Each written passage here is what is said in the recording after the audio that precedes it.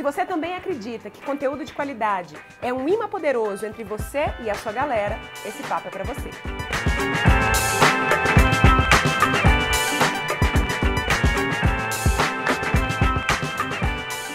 Oi, tudo bom? Eu sou Rafa Capai, o que sobrou de mim depois de uma gripe daquelas, e esse ainda é o VQV Convida, essa série onde eu converso com gente foda que me inspira sobre assuntos que nos interessam, na verdade. Desculpa bem esfarrapada para bater papo muito bom com gente muito bacana, enquanto você não só assiste, mas participa daí. A sua primeira participação que eu preciso de você é aquele joinha esperto, maroto, para mostrar pra gente, pra esse negócio aqui, ó, que a gente tá no caminho certo. E hoje eu tenho o Henrique Carvalho. Obrigada. Tudo bom? Obrigada por estar aqui com a gente. Um prazer.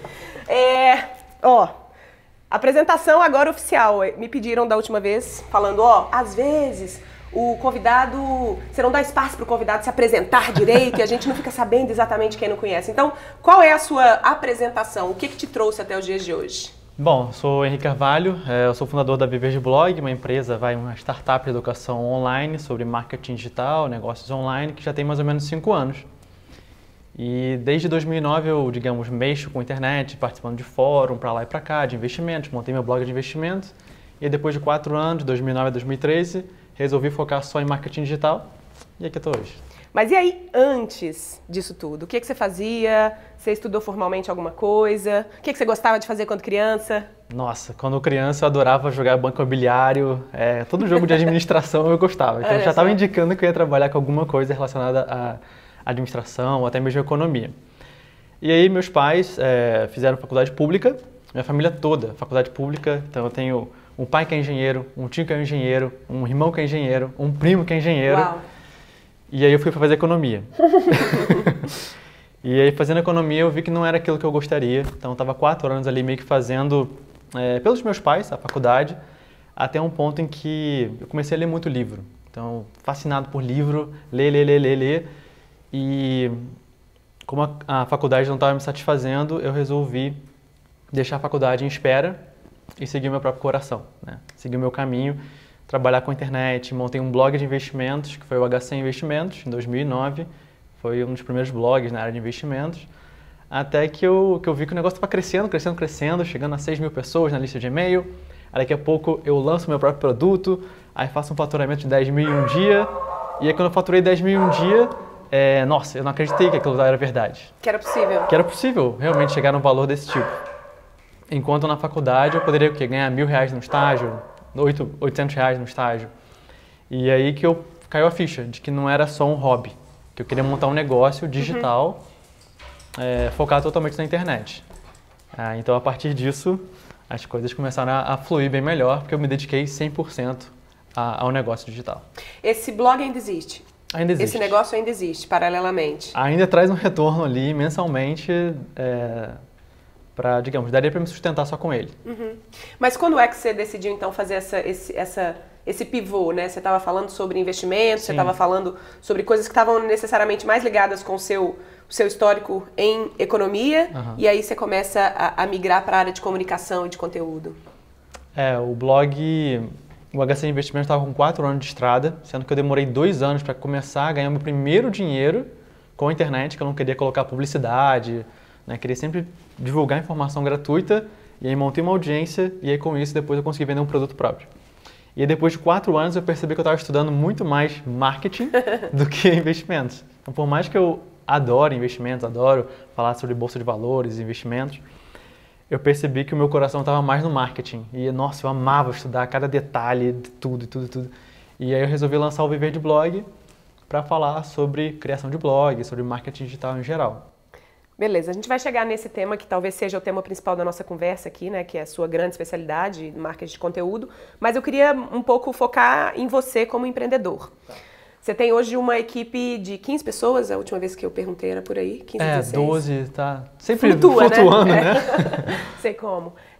E como é que você administra o seu tempo entre ser o Henrique que cria coisas novas, né, para a sua audiência, e o Henrique que gerencia? Quando é que você percebeu que você não era só mais um empreendedor apenas, mas um gestor também? Legal. Assim, no início, quando eu comecei o Viver de Blog, a gente era uma equipe de 3 pessoas, 4 pessoas. E Você já começou com 3? comecei com uma, aí eu vi a necessidade de ter uma pessoa ajudando em redes sociais, uma outra na área de suporte, né, responder todos aqueles e-mails que chegam. E eram, digamos, freelancers, eu não fazia reunião, eu não tinha, assim, um software para controlar ali, para verificar as tarefas. Então eram freelancers e aí depois de mais ou menos 2 anos, quando a gente já tinha alcançado um faturamento interessante, eu percebi que, caramba, chegou a hora de eu fazer algo maior. E nesse momento eu estava até com o Goff, né? E aí discutindo com ele qual seria o próximo passo. E eu vi que eu tinha resultado, mas eu ainda estava, digamos, pequeno em relação ao propósito que eu queria chegar. E aí para alcançar mais gente, eu vi que eu não ia conseguir fazer isso com 3 pessoas, 4 pessoas. E aí foi esse o ponto em que eu decidi, então, beleza, vamos crescer a equipe. E aí da noite pro dia, de 3, a gente foi para 15. Uau. Loucura total. Total, né? Total. Eu sei porque eu tô numa das suas mentorias e você fala isso, né? Que a sensação, e é um pouco a sensação que a gente está na espaçonave e os meninos que estão aqui comigo vão confirmar, que é aquela sensação de que você está fazendo uma manutenção na aeronave em pleno voo. Isso. Né? O Elon Musk ele fala que empreender é como se você se atirasse do topo de um prédio e montasse um paraquedas no meio do caminho. É isso que a gente sente o tempo inteiro. Como é que naquela época você gerenciava a sua própria rotina e como é que você está gerenciando? Você sente uma diferença naquele momento específico de quase de assentamento da empresa para esse momento que você está agora? Total, total. No início, quando você está com pouca gente, é muito fácil você mudar a direção. Porque se você tem pouca gente, mudar a direção de A para B é muito rápido e fácil. Agora, quando você está em 10, 15, vai subindo, é necessário ter uma visão da onde você está indo muito clara para todo mundo. E um direcionamento muito claro, né? Exato. Não adianta só eu dizer, galera, a gente vai para cá. Eu tenho que dizer o porquê que a gente vai para cá, porquê que esse vai ser o foco desse ano, do trimestre. Senão a galera não entende e demora também a perceber essas mudanças que são necessárias. Tem alguém se divertindo aqui. Tá chamando a atenção. É isso mesmo, Thay? Chamando a atenção. Obrigada. E agora? O que você sente que é diferente? Agora eu sinto que eu tive que aprender muito sobre gestão, né? Não adiantava... Antes eu fazia muitas coisas por mim. Então, eu sabia exatamente quase que 360 graus a empresa inteira. Eu sabia o que rolava no suporte, desenvolvimento, tecnologia, conteúdo, tudo. E agora tem áreas assim que me perguntam, cara, mas como é que vocês fazem para usar, sei lá, a ferramenta de Help Scouts para responder os seus alunos? Aí eu não sei, porque há 2 anos eu não mexo lá. Há 2 anos eu não preciso, digamos, ficar respondendo pessoalmente e-mail. Eu comentei isso, acho que foi com você ou com a Lara, não sei, essa semana. A gente teve a imersão aqui, né? Aconteceu o Decola e aí a gente trouxe a equipe toda para cá. E eu comecei a perceber que eu estou fazendo a coisa certa quando eu comecei a não saber responder perguntas específicas sobre algumas áreas. Exatamente esse é o ponto. Quando você não sabe exatamente o que está rolando em alguma área, é quando está delegando bem. E aí, daquela pessoa controladora, né? Sou bastante, não sei se é o seu perfil, mas eu sou bastante controladora. Então, eu estou aprendendo a delegar, aprendendo a não... Né, a confiar que alguém vai fazer melhor do que eu aquilo ali para falar, não sei fazer. Isso é uma coisa que eu não domino mais no meu negócio, né? Não sei se você é técnica, mas assim, eu sou zero técnico em relação a... E assim, eu falo sobre blog, mas mexer no WordPress, configurar servidor, zero à esquerda. E quando eu comecei a delegar melhor isso, eu percebi, caramba, é a melhor coisa que eu estou fazendo. Porque eu não preciso entender. Aquela pessoa tem habilidade naquela área, e a minha habilidade é escrever, produzir conteúdo, copy, e as coisas começaram a fluir bem, porque cada um estava fazendo o seu melhor. E aí quando você une pessoas que estão fazendo o seu melhor, é como se a soma das partes é muito maior do que o todo, né, formado. Sim. Como é que é a sua rotina hoje? Me fala o dia a dia, o que você faz. Você separa a sua rotina, por exemplo, segunda-feira eu sei que é dia de tal coisa, com focos diários, ou você separa com blocos? Eu não consigo funcionar assim por dia. Tipo, segunda-feira é o dia de só isso, terça é o dia de só isso. Eu funciono muito por bloco, manhã, tarde e noite. Então, manhã pra mim é parte criativa. Noite. Você descansa? Essa é uma pergunta que eu preciso Claro te perguntar. Que eu descanso. Então, vamos colocar os pingos nos is, né, gente? Por favor, as pessoas descansam, as pessoas que trabalham, eu sei que é um conceito que você usa em high performance, em alta performance, as pessoas descansam, pessoal. É necessário, né? Senão a gente por pifa. Favor. Sim. Então, amanhã eu sempre uso para alguma tarefa criativa. Então, o caso aqui da gente estar gravando agora é uma tarefa criativa. Então, produção de conteúdo, gravação de vídeo, tudo que vai precisar da minha criatividade, da minha digamos, mente bem afiada, é amanhã, que é o melhor momento para mim do dia. E aí, nesse momento, você não grava reunião, marca reunião, Nossa, nada, né? não, zero. Zero reunião, zero Slack, zero WhatsApp, não olho. Até bloqueio, ligação, ninguém consegue me ligar nesse horário. E aí, à tarde é o momento que eu estou mais como gestor. Então, eu estou como, digamos, criador na manhã e à tarde como gestor, direcionando a equipe, verificando o Slack, verificando alguma parceria no WhatsApp, Telegram.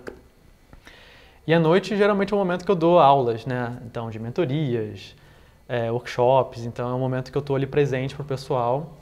E aí, dividindo dessa forma, eu consigo fazer de segunda a sexta e, claro, sábado e domingo, de vez em quando também, organizar bem as tarefas. Você tem algum hobby?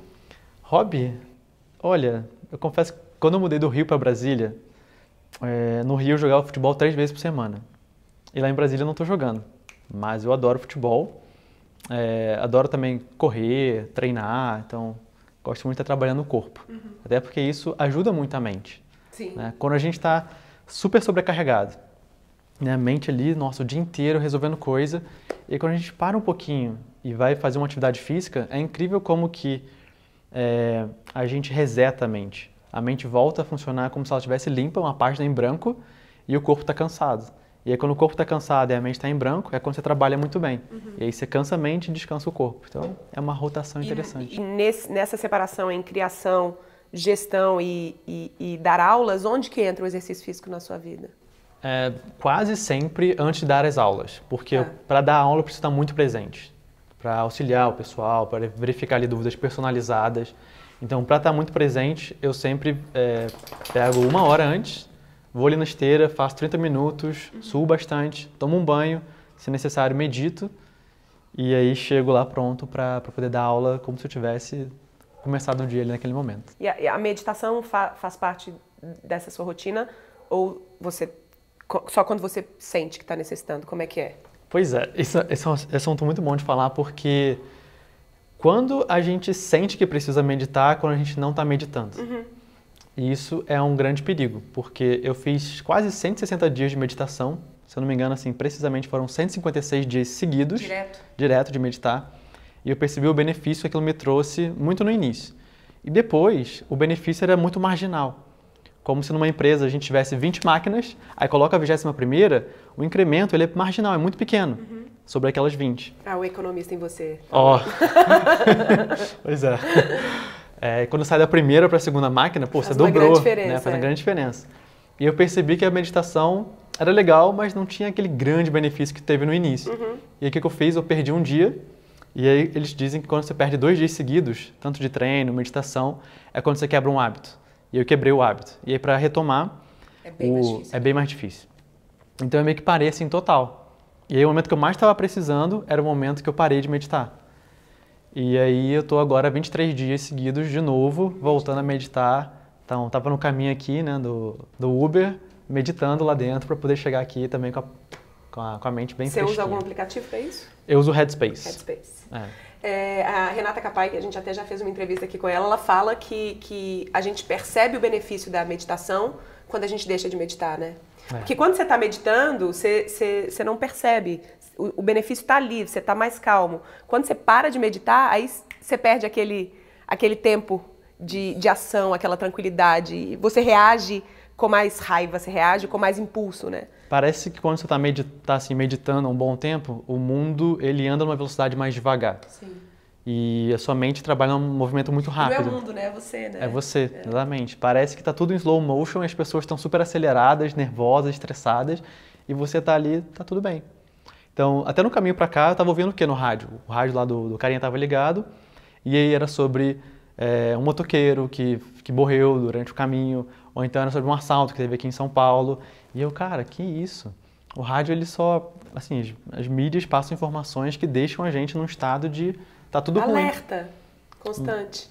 E na meditação, no Headspace, ele fala sobre um exemplo de que a nossa mente é como se fosse um céu aberto ensolarado.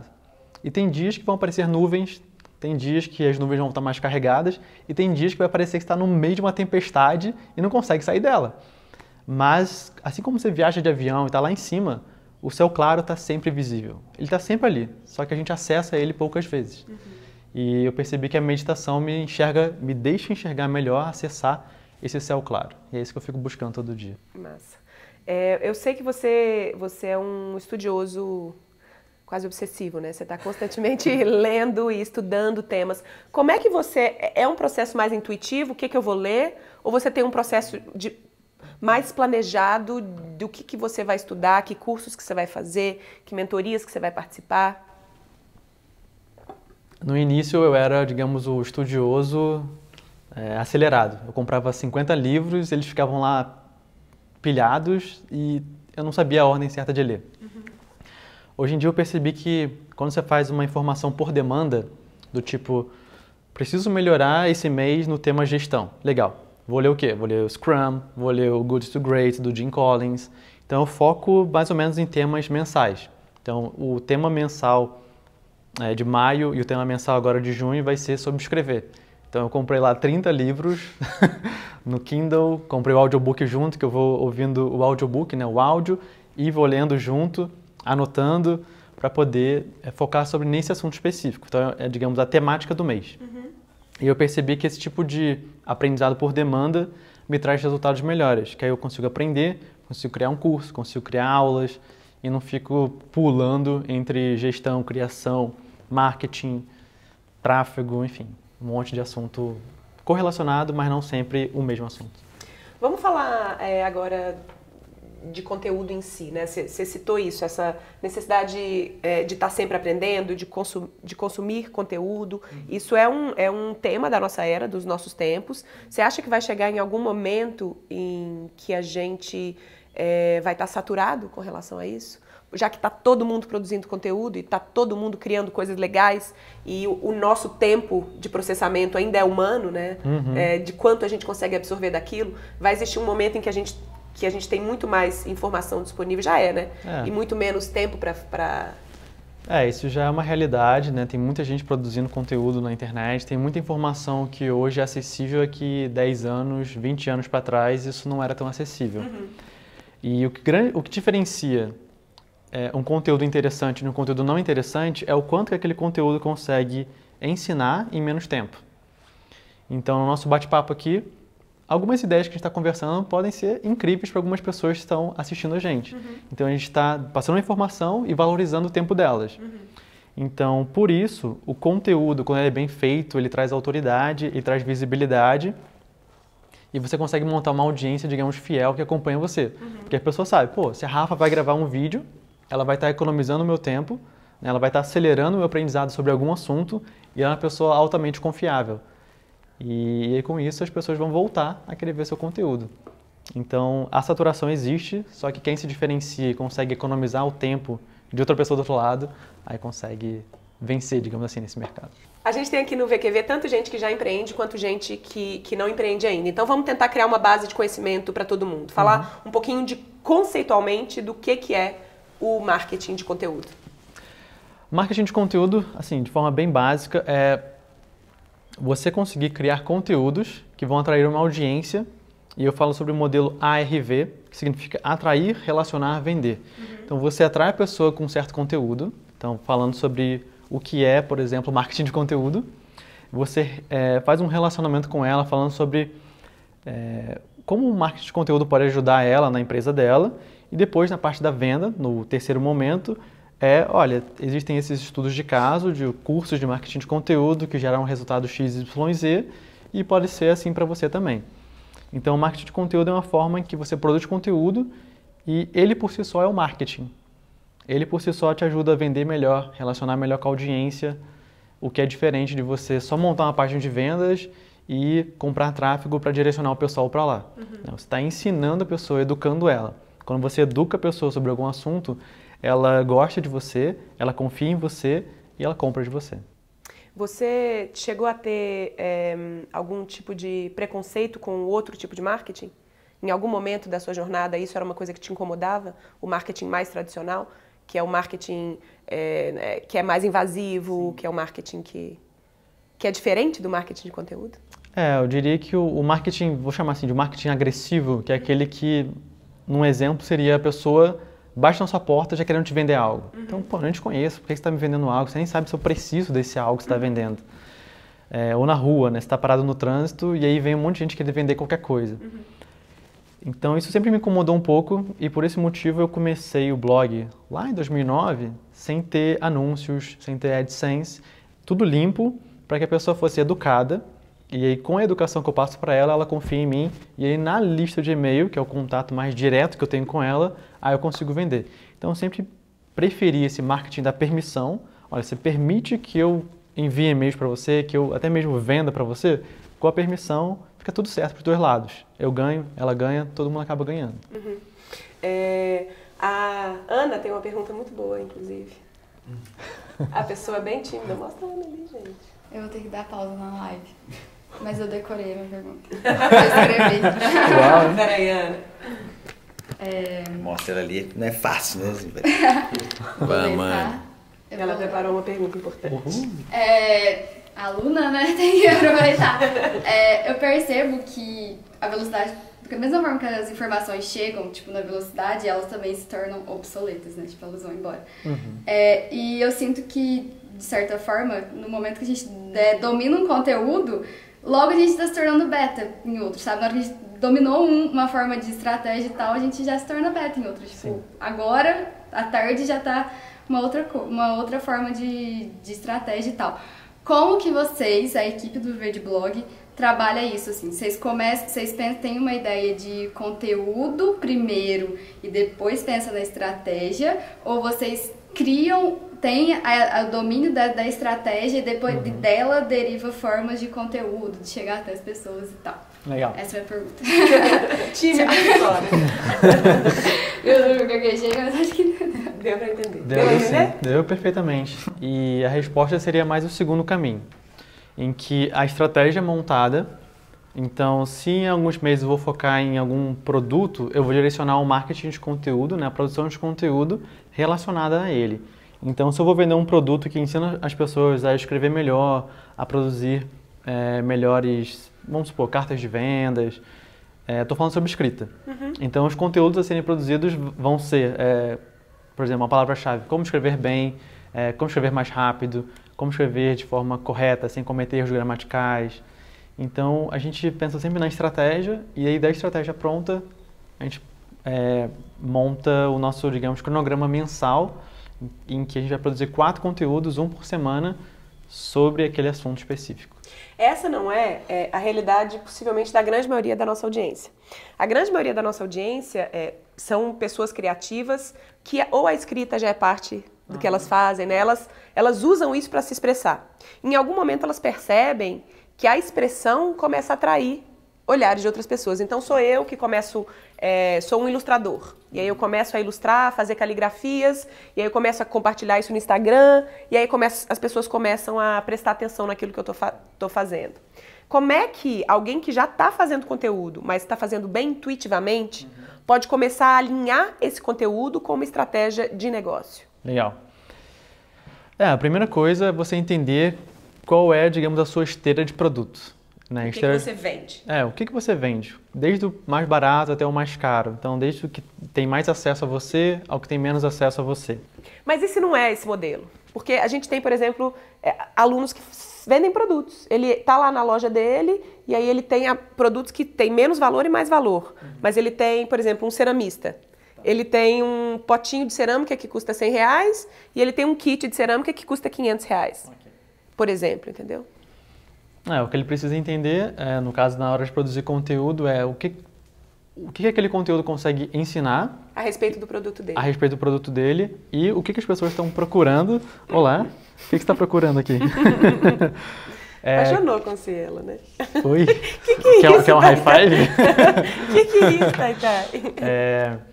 Então, o que ela está ensinando vai ajudar a pessoa a entender melhor o produto dela. Então, no caso de cerâmicas, eu não sou assim da área, mas seria o que é capaz de fazer, como é que funciona. Como é que você pode usar. Como é que você pode usar, qual é o resultado final desse trabalho.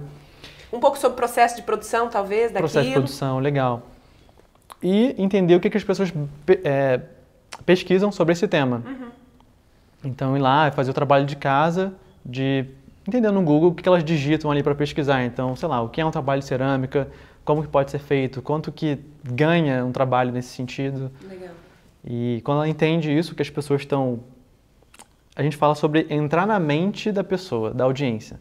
Entender exatamente o que ela está pensando, para ir produzir um conteúdo direcionado para ajudar ela nesse caminho. E quando você ajuda ela, aí é o que eu falei, ela confia, ela gosta e ela acaba comprando de você. Vamos lá então, essa galera que ainda não produz conteúdo. Tá. Qual que seriam os primeiros passos que a gente pode dar para começar a produzir conteúdo? Para atrair, estamos falando aqui, gente, de conteúdo que vai atrair a atenção do seu possível cliente, ideal, né? A primeira coisa é sobre qual é o hobby dela, né? Então, você entender suas paixões e aí se você já tiver um certo negócio ou um certo hobby, legal. Se eu tenho um hobby, por exemplo, sobre jogar futebol, e eu vou entender o que as pessoas querem saber sobre jogar futebol e aí eu preciso definir bem a minha audiência. Será que eu vou falar para, digamos, amadores que querem jogar futebol meio que profissional? Vou falar peladeiros ou vou falar para amadores que querem virar profissionais? Então, entender essa definição de audiência, que nem marketing. Marketing eu vou ensinar para leigos ou para quem já sabe um pouquinho de marketing. Então, essa definição básica já ajuda muito. E aí, com essa definição feita, vamos supor que eu vou falar sobre futebol para peladeiros. Então, o peladeiro, ele quer mais se divertir. E eu vou falar sobre, sei lá, chuteiras que ele pode usar para, enfim, sei lá, jogar melhor. Ou então campos que ele pode encontrar para jogar. No caso, o pessoal mais... Vamos falar de um ilustrador, né? Como que funciona a ilustração, como que é esse mercado, como que você faz uma ilustração, os tipos de ilustrações que podem ser feitas. Que equipamentos você usa, canetas? Boa. Que equipamentos, canetas, tablets ali para ilustrar, é digital, é à mão. E aí, com isso você vai mostrando a sua autoridade naquele assunto. E aí, quando você vai mostrando a sua autoridade, as pessoas vão vendo que, caramba, essa é a pessoa que fala sobre ilustração.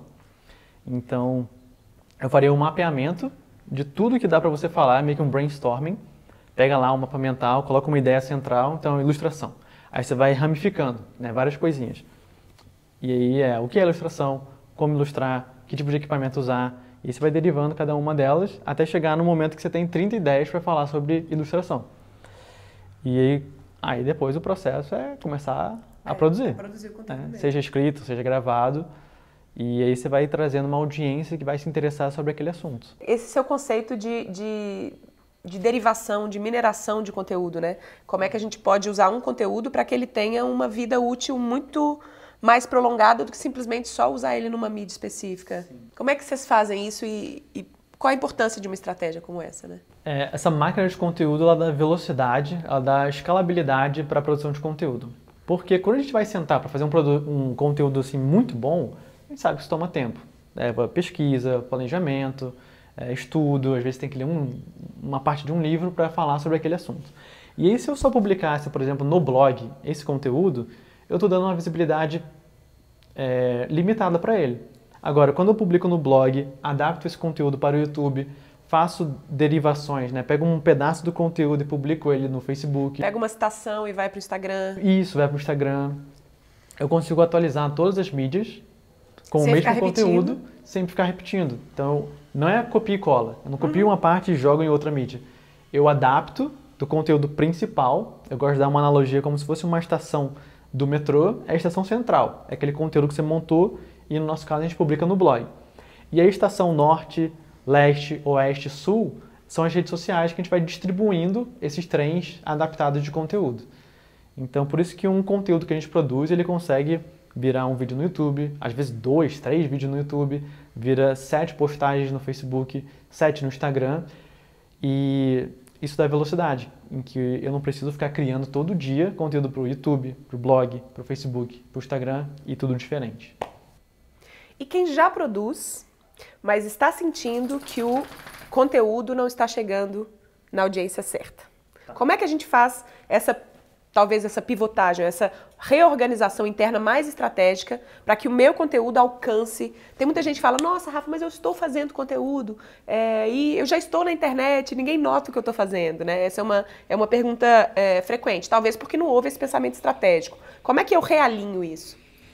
A primeira coisa é ser muito sincero com você mesmo. O conteúdo que eu estou passando, ele está cumprindo tabela, né? Estou cumprindo ali marcação no calendário. Eu estou enchendo a internet de mais porcaria, né? Exato. Eu estou fazendo mais do mesmo ou eu estou, de fato, criando algo único que as pessoas sabem que é meu, assim, tipo, que eu sou reconhecido por isso.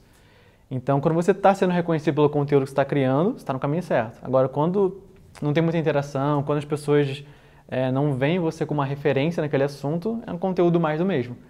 E a solução para isso é você entender o que gera o uau nas pessoas ao produzir conteúdo. E aí você se puxar ao máximo para entregar o seu melhor. Então não se preocupe nesse momento em, mas eu só vou entregar o meu melhor num curso pago. Eu só vou entregar o meu melhor no que as pessoas vão ver em algo fechado. Você consegue entregar o seu melhor no seu conteúdo gratuito e no curso pago você vai conseguir se puxar para ir um nível acima e entregar ainda mais para aquela galera. Então, eu fiz isso com o Viver de Blog no início, eu produzia conteúdos, e até para dar uma referência para o pessoal, eu não era conhecido em marketing, eu era conhecido em investimentos. E aí, quando eu cheguei nessa área de marketing, eu estava praticamente começando do zero. Praticamente porque eu já tinha uma audiência em investimentos. E em torno de um mês, eu me tornei uma referência em marketing digital. Como que isso aconteceu? Primeiro, eu vou falar sobre 3 pilares. O primeiro pilar é posicionamento. Posicionamento, porque na época, o que tinha na internet? Tinham vários blogs, assim, não existia, não tinha aquela de, tem pouco blog. Não, tinham vários blogs, mas a maioria falava sobre ganhar dinheiro. E eu não queria falar sobre ganhar dinheiro com blog, eu queria falar sobre produção de conteúdo, em criar algo que as pessoas realmente vão conseguir aprender e isso de fato ajudar elas. Então, esse foi o primeiro posicionamento. Segundo posicionamento... Você só para ficar claro para a galera, ele observou o mercado, observou como a maioria das pessoas se posicionava e falou, isso não me interessa, eu vou me posicionar de um jeito diferente do que a grande maioria está se posicionando. Isso. Enquanto todo mundo está fazendo zig, eu estou fazendo zag. E aí, eu não falava sobre ganhar dinheiro, eu falava sobre como atrair tráfego, como crescer uma lista de e-mail e dava ali o meu melhor. Esse foi o primeiro ponto. O segundo ponto é que a maioria dos conteúdos daquela época eram muito rasos. Eram de 500 palavras, 300 palavras, muito rápido, assim. Você consumia e, me ajudou, mas pouquinho. E aí eu entregava conteúdo de 4.000 palavras. Era quase como se eu estivesse dando um curso de graça num artigo. Do blog. Isso. E aí eu conseguia atrair tráfego orgânico, né? Eu conseguia ranquear bem nas pesquisas de palavra-chave. O pessoal conseguia... Ficou na cabeça delas meio que um chip instalado de que quando o Henrique publica alguma coisa, vem qualidade por aí. É aprofundado, é completo, é um guia. Então eu queria que as pessoas pensassem dessa forma. Então eu tinha que dar o melhor para elas pensarem dessa forma. E esse foi o segundo ponto. E o terceiro ponto foi no design, você pode pensar como identidade visual do conteúdo. Enquanto a maioria também estava usando cor mais agressiva, vermelho, amarelo. Setas piscantes, isso, pelo amor de Deus. Cor McDonald's, do tipo, pare aqui. Clique aqui. Eu, pela psicologia das cores, eu entendi que o azul é uma cor que transmite mais confiança. E aí, com isso, eu montei o Viver de Blog para ele ser mais azul, para ele ter zero propaganda. Então, enquanto o site também tinha um banner, propaganda, o meu site tinha zero propaganda. E aí foram 3 pilares que eu entendi: design, conteúdo aprofundado e o posicionamento sobre não falar sobre como ganhar dinheiro. E aí, com isso, as pessoas que eram referência no mercado notaram que eu era um player também diferente. Você virou referência das referências. Eu virei referência das referências rapidamente. Então, é uma forma de você, digamos, abraçar esse mercado, começando pela galera de mais alto nível. Então, você já se posiciona como um deles. E aí, com isso, depois fica muito mais fácil crescer a sua própria audiência. Legal. Vamos falar de frequência, que essa é uma pergunta que sempre vem bastante, né? Nossa, eu tenho que postar toda semana, mas como eu faço isso? Eu tenho que estar em todas as mídias sociais ao mesmo tempo? Eu tenho que ter 3 posts no Facebook? Como que eu começo já que eu tenho que fazer tanta coisa? Qual é a frequência? Será que existe uma frequência ideal? Como é que é uma frequência legal para quem está começando e uma frequência legal para quem já está querendo se firmar? A primeira coisa a entender é o conceito do equilibrista de pratos. Se eu pegar aqui alguns pratos para equilibrar, eu vou... como é que é feito o processo? Você equilibra o primeiro, aí depois você vai equilibrando o segundo, o terceiro, o quarto.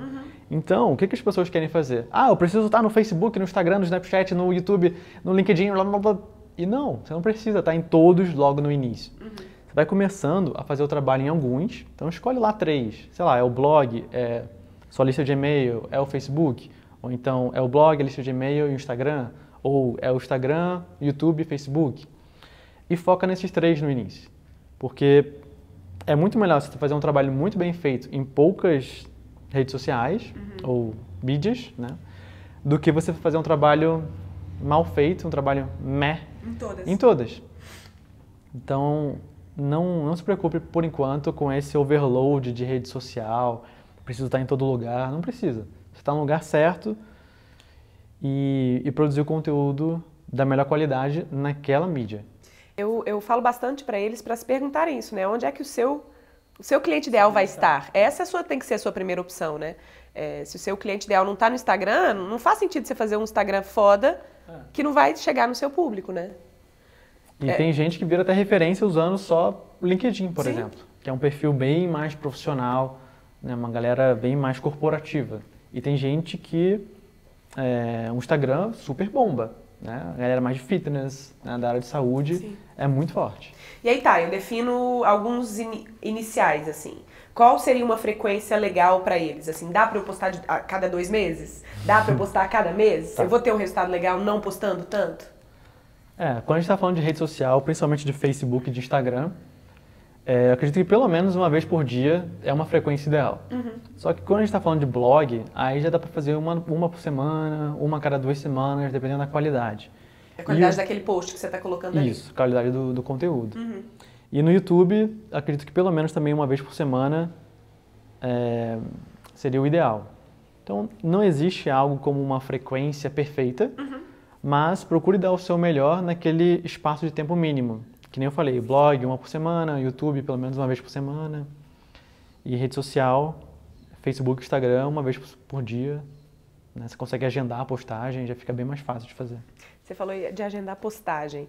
Eu sei que você usa muito aplicativos e tal. Se você pudesse indicar 5 aplicativos que mudaram a sua forma de trabalhar para essa galera aqui, quais você indicaria? Tá, para produção de conteúdo ou... Já... Vamos 5 então para produção de conteúdo e depois a gente pode pensar outros. Tá, vamos lá, para produção de conteúdo, até tem que pensar. Pode te dar um tempo, não tem problema não. Mas só para ficar claro, porque hoje a parte de rede social, né, de Facebook e de Instagram, a gente tem uma pessoa na equipe só para isso. Mas eu sei que ela usa o Postgram, que faz agendamento de postagem, né, no Facebook e no Instagram. Facebook? Não me lembro se ela faz direto no Facebook ou faz no próprio Instagram. Para agendar postagens, então, ela usa o Postgram. Postgram, isso para postagem. Eu sei que para quem está começando e não tem um designer, e no nosso caso a gente também às vezes utilizava uma ferramenta para criar um design interessante. O Canva é muito bom para isso, é gratuito, tem tudo que você precisa na versão gratuita. Canva é excelente para criar designs interessantes. Já vai te tirar do nível de, tipo, vou contratar o meu sobrinho para fazer minhas postagens para um outro nível, né? Minimamente profissional ali, de qualidade visual, né? Tem muita coisa boa ali. Eles têm, por exemplo, padrão, template de imagem para stories, template de imagem para Instagram, para Facebook. Porque assim, rede social, quando a gente começa a falar em rede social, cada uma tem os seus formatos. Tamanho de imagem, tamanho de vídeo, como que aparece, é vertical, é horizontal. Então, o Canva já vem com muita coisa preparada, prontinha ali para ser usada. Para quem quer dar, digamos, um próximo nível e entender a mente da audiência ou a mente do que está sendo pesquisado sobre aquele assunto, aquele nicho, que nem eu falei lá sobre o ilustrador, tem ferramentas em que você consegue ver quantas pesquisas são feitas a partir de um tema na internet por mês. Então, por exemplo, posso digitar lá como ilustrar. E eu vou ver que tem mais ou menos 1.200 pesquisas por mês. Interessante, 1.200 pesquisas por mês. Eu posso trazer, vamos pegar uma conta básica aqui de padaria, 30%, vai. Então eu consigo trazer 30% dessa galera para o meu site se eu estiver bem ranqueado. E o que é ilustração? Aí você tem 500 pesquisas por mês. Legal, pode ser um tema interessante de abordar. Então você entender quais são mais pesquisadas, quais são menos pesquisadas, fazer esse trabalho de casa já te ajuda. E aí sobre ferramentas, tem o próprio... Para fazer isso especificamente. Para fazer essa pesquisa sobre o que as pessoas estão pesquisando na internet, né? Quando elas vão lá no Google e digitam um termo, tem como saber. Então tem o Keyword Planner do Google. Tá anotando, né, Ana? Links, né? Keyword Planner, a gente usa uma chamada Ahrefs, que é Ahrefs. Tá. E ela também faz isso e dá bem mais detalhes do que o Keyword Planner. Então é uma ferramenta que a gente usa bastante também lá na Viver de Blog. Falta uma, a gente falou de 4. 4 Qual já? é a última aí para produção de conteúdo que você produção de acha que conteúdo. vai fazer a diferença? Vamos lá. Tem uma ferramenta chamada BuzzSumo, BuzzSumo, em que você consegue ver, ela é como se fosse uma pesquisa de palavra-chave sobre o que as pessoas estão pesquisando, só que ele mostra por compartilhamentos. Ok. Ao invés de pesquisar, ao invés de dar o dado sobre a demanda por aquele assunto, ela dá sobre o quanto que esse assunto é compartilhado na internet. Quase como analisando a capacidade de viralização Isso, desse conteúdo. A intenção é justamente essa, entender o potencial viral de uma publicação. E eu vou dar um exemplo até de como que a gente usou essa ferramenta para viralizar um conteúdo nosso.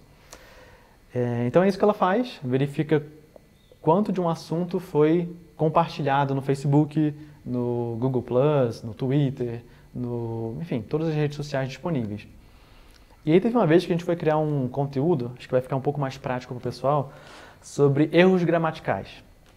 E você falar sobre erros gramaticais, assim, ninguém acorda, né, levanta da cama, preciso de um conteúdo sobre erros gramaticais. E eu quebrei a cabeça para pensar como que esse conteúdo vai se tornar interessante. E não dá para criar só um artigo, vou criar um infográfico. O infográfico ele tende a ser mais compartilhado do que somente texto. Bom, legal. Agora, que audiência eu quero que veja esse conteúdo?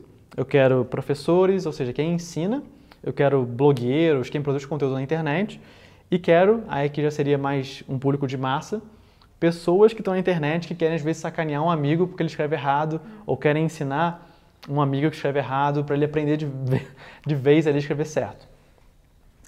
E aí com isso eu pensei, caramba, tem que ser um infográfico, tem que ser engraçado. Então a gente foi usando várias ilustrações ali sobre, por exemplo, pra eu, pra mim, aí colocava um índiozinho como se fosse o pra mim. E eram 80 erros gramaticais, então era um infográfico bem completo, bem gigante. E a gente conseguiu tornar ele engraçado, o título muito forte, eram 80 erros gramaticais que fazem você parecer um idiota. Ou seja, não pareça uma pessoa, não cometa um erro tão bobo como esse. E aí com isso a gente conseguiu ter uma atração muito grande de compartilhamento, porque as pessoas viam que era um material muito completo, foi o maior infográfico que a gente já produziu, e queriam compartilhar. E aí ele teve mais de 50 mil compartilhamentos, somente desse infográfico. Então o BuzzSumo, ele mostrou pra gente lá no início que erros gramaticais era um assunto que já tinha uma certa viralização na internet. E a gente só fez o trabalho de entender quais públicos a gente queria, né, que vissem esse conteúdo e como tornar ele engraçado para ser mais compartilhado. Legal. BuzzSumo, anotou, né, Ana? BuzzSumo. Queria falar com você de um outro tema, mais que está pingando aí, eu acho, para quem pesquisa sobre marketing digital, para quem pesquisa sobre internet, para quem pesquisa sobre anúncios. Recentemente vocês mandaram um e-mail falando sobre isso, né? Que o preço para anunciar aumentou, que a quantidade o engajamento está diminuindo, enfim. Se você quiser, inclusive, repetir aqueles números daquele e-mail, pode ser legal para a galera. Na real, está acontecendo uma coisa na internet, né? Para quem usa Facebook, para quem usa essas ferramentas, que está fazendo com que nós, que estamos trabalhando na internet, precisamos repensar o nosso trabalho. O que está acontecendo hoje no cenário da internet, não só brasileira, mas do mundo todo? Uau! Nossa, que responsa, né? Mas aquele e-mail que vocês fizeram ali, eu achei muito incrível, como vocês conseguiram resumir tudo que está acontecendo. É recente, não foi? Uns 2 semanas atrás que você mandou esse e-mail? Foi, tem por aí. Para explicar melhor sobre isso, eu preciso falar sobre o conceito bem rápido, sobre o conceito de mídias. Então, mídia é você pegar tudo que você consegue atrair uma certa audiência. Então, se comunicar através de uma mídia. Então, o Facebook é uma mídia, o YouTube é uma mídia, o blog é uma mídia, o e-mail é uma mídia. E aí eu faço uma divisão de 2 tipos principais de mídias. O primeiro, que são mídias que eu chamo de terreno próprio. Esse tipo de conceito que você dá é muito legal. Clareia bastante, né? E o terreno próprio, o que é? É a sua própria casa. Você dita as regras, é você que vai, digamos, você que muda o que você quiser ali, quando você quiser. E o outro terreno seria o terreno alugado. em que são as redes sociais, Facebook, YouTube, Instagram, em que você está usando um terreno que não é seu e você está alugando ele, só que você não dita as regras do que acontece ali. Então, recentemente, o Zuckerberg, né, do Facebook, ele teve que dar um depoimento, né, no Senado para falar sobre privacidade. O YouTube, a monetização do YouTube está toda hora mudando como que o YouTube é monetizado. Então, ganhar dinheiro com o YouTube hoje, se não fizer publi editorial, se só quiser ganhar dinheiro através dos anúncios, é um caminho bem mais complicado. Você deu exemplo, desculpa, é porque você deu exemplo aí das mídias alugadas, mas você não falou exemplos de quais são as mídias de terreno próprio. Fala algumas pra gente. Terreno próprio seria um blog, né, em que você dita ali o design, você que dita o conteúdo que vai sair, quando que vai sair. E e-mail, porque e-mail você consegue, mesmo se você mudar de uma ferramenta para outra, você consegue importar e exportar uma lista. Você é dono daquilo Você ali, é dono, de alguma você que forma. se comunica como você quiser ali com a sua audiência. Então, se for interessante, se estiver gerando valor, mais gente vai abrir, mais gente vai clicar. Se não tiver, menos vai abrir, menos vai clicar. Então, eu estava citando o exemplo do YouTube, no Instagram, no início, como que era? Era ordem cronológica. Se a Rafa postou uma coisa 1 hora atrás, e eu acessei o Instagram agora e ninguém postou nessa 1 hora, eu vou ver o seu post. Só que agora é um algoritmo em que ele acredita nos posts mais interessantes que foram publicados e mostra pra gente sem ser numa ordem cronológica. Então, assim, tá toda hora mudando o algoritmo. Hoje no Facebook, você consegue atingir, em média, menos de 1% da sua audiência. O que isso quer dizer? Se você tem 100 pessoas, você atinge uma. Né? Alcança uma para ver o seu conteúdo.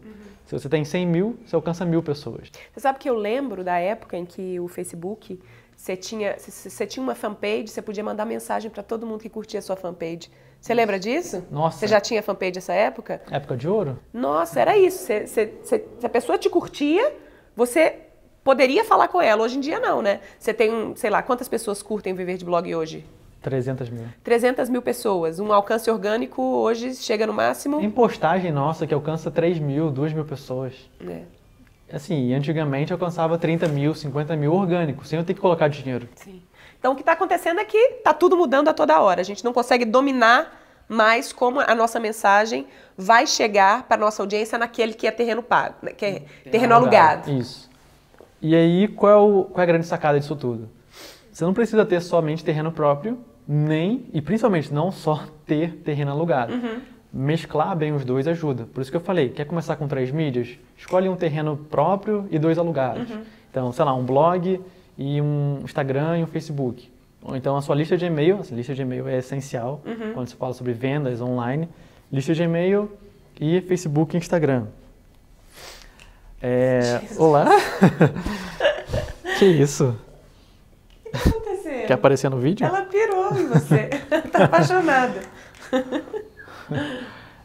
Então, mesclar bem terreno alugado e terreno próprio faz todo sentido para você, digamos, sobreviver em longo prazo. Isso porque eu nem estou falando assim sobre canais que já foram deletados no YouTube, sobre páginas no Facebook que da também... noite pro dia a pessoa levou uma bandeirada lá ali e perdeu o canal. Se ela não tem um terreno próprio, ela perde o negócio dela. Literalmente ela perde tudo da noite pro dia. Sim. E aí que eu acho legal. Essa estratégia do marketing de conteúdo, ela garante que o que é seu próprio terreno pode continuar sendo relevante para sua audiência, é isso? Isso. Você consegue criar uma audiência em torno de você e não é uma audiência que é só número, é uma audiência que de fato acompanha você. E aí quando você vai mesclando o terreno próprio e o terreno alugado, você consegue ter a visibilidade dessa audiência praticamente da maneira como você quiser. Então, se eu precisar mudar o meu negócio da noite para o dia e começar a falar sobre, sei lá, plantação de jardim. A minha audiência vai se reduzir muito, mas a confiança que eu já gerei ao longo desse tempo todo, ela pode ser transmitida de marketing digital para plantação de jardim. Queria saber quais são os seus desafios pessoais, porque eu vejo muito isso e eu gosto muito de fazer essa pergunta aqui. As pessoas veem a gente na internet e acham enfim, que é tudo perfeito, que a gente não tem dificuldade, né? Enfim, que somos... empreendedores são seres mágicos que só têm dias bons, assim. quais são os seus principais desafios nesse momento? E talvez me conte de um desafio que você ainda não conseguiu achar resposta ainda. Legal. O desafio nesse momento para mim é que, compartilhando, a área de marketing é uma área bem sensível. Praticamente, se eu faço um bom marketing, eu consigo manter a empresa rodando bem. E delegar nessa área é bem mais sensível do que delegar numa área, por exemplo, de suporte, numa área de mídias sociais, produção de conteúdo.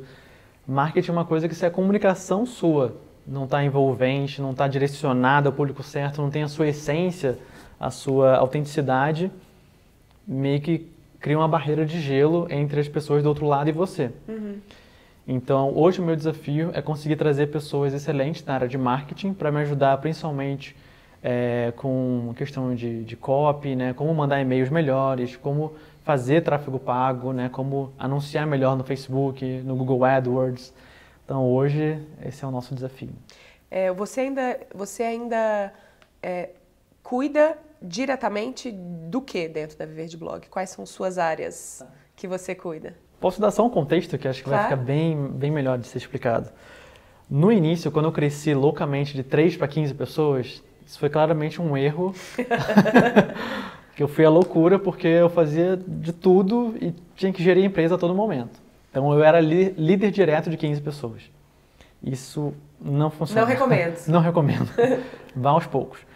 E aí eu estava muito mais numa visão de arquiteto, né? Eu faço a estratégia toda e vocês executam. E aí eu perdi o feeling, eu perdi a sensibilidade do meu conteúdo, dos meus produtos, de como vender melhor também os meus produtos. Então, eu deleguei áreas rapidamente muito sensíveis que eu poderia ter segurado um pouco mais. Tanto é que por isso que hoje, a área de marketing eu cuido praticamente 95% dela inteira. Então, tudo que é relacionado à venda, e-mail, tráfego pago, eu acabo fazendo tudo. E muito na parte de gestão. Agora, fora disso, parte de tecnologia, parte de suporte, aí já é 100% delegado. O máximo que eu faço é alguns alinhamentos ali e aqui. Me fala uma pessoa que te inspira hoje na internet, brasileira ou gringa. Tá, Brasil, Goff. Acompanho muito ele, irmãozão. E gringo, cara, Elon Musk pra mim é referência depois do Jobs. Legal. E o que você tá lendo? E indica. Qual foi o último livro que você leu que você falou, caramba, mudou? Alguma coisa dentro de mim mudou depois desse livro? Tá. É um livro de negócios, que é o Ready, Fire, Aim. Que seria... todo mundo acredita que você precisa planejar, se preparar e lançar. Então, planeja, mira, lança. E nesse livro ele fala, planeja, lança, mira. Você faz o ajuste depois, né? Então, isso dá muita velocidade ao negócio. De quem é? Esse é do Mark Ford? Eu nem lembro o nome. Vai estar aqui em algum lugar. Eu lembro da capa, eu consigo passar para vocês. Legal. Massa, agora é a hora que você faz o seu jabá aí pra galera, fala do seu trabalho, os cursos que vocês têm, como é que a Viver de Blog pode ajudar a galera que está aqui na Espaçonave. Tá. Então, a Viver de Blog, ela se especializou em marketing de conteúdo ao longo do tempo, mas hoje a gente abrange temas diversos, desde escrita, como gestão, né? Então a gente tem cursos na área de produção de conteúdo, cursos na área de gestão, mentorias. Então, o melhor caminho para todo mundo seguir seria viverdblog.com. Que é terreno próprio. Que é terreno próprio, que a gente tem lá a nossa página de cursos, atualiza como a gente quiser, sem interferência nenhuma aí das redes sociais. E lá você vai conseguir saber sobre tudo. Legal. Alguma pergunta, pessoal? Obrigadíssimo. Obrigado, Rafa. Prazer. Esse foi o VQV Convida com o Henrique Carvalho do Viver de Blog. E agora eu tenho aquela pergunta marota para você.